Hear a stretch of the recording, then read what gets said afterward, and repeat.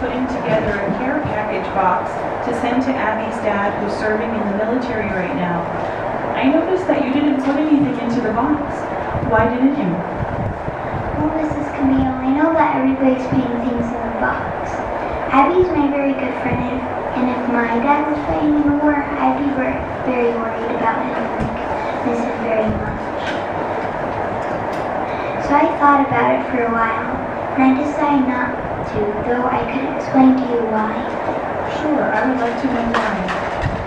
First, I want to imitate Jesus, and I remember reading in the Bible that on the last night of Jesus' life, some of his friends were with him.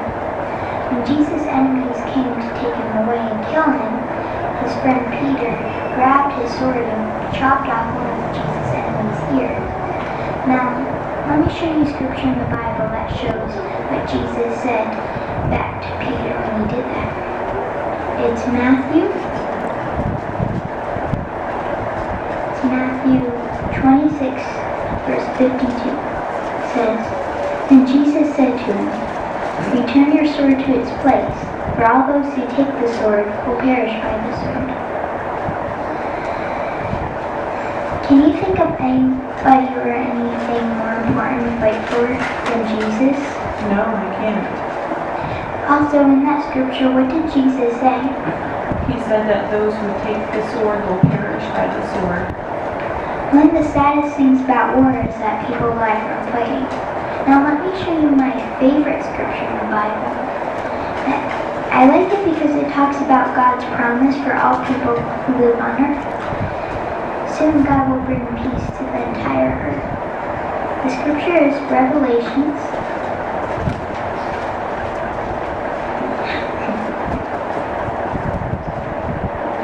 21, verse 4.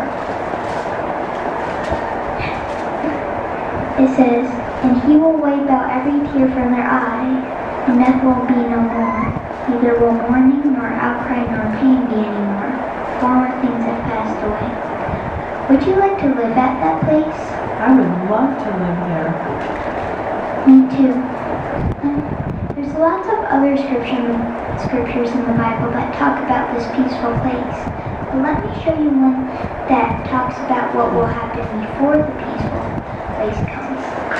It's Isaiah 2, verse 4. Would you read that, please? Sure. "And he will certainly render judgment among the nations, and set matters straight respecting many people. And they will have to beat their swords into plowshares, and their spears into pruning shears. Nation will not lift up sword against nation, neither will they learn war anymore." In the beginning of verse 4, what does it say? It says that he will certainly render judgment among the nations, and set matters straight respecting many peoples.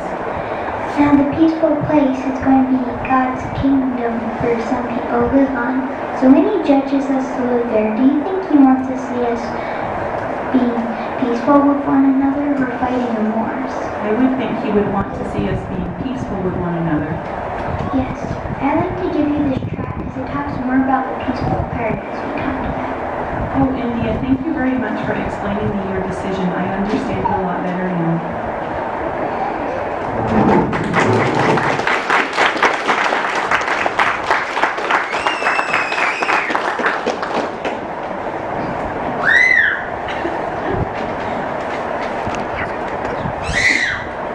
That can't be your first talk, India.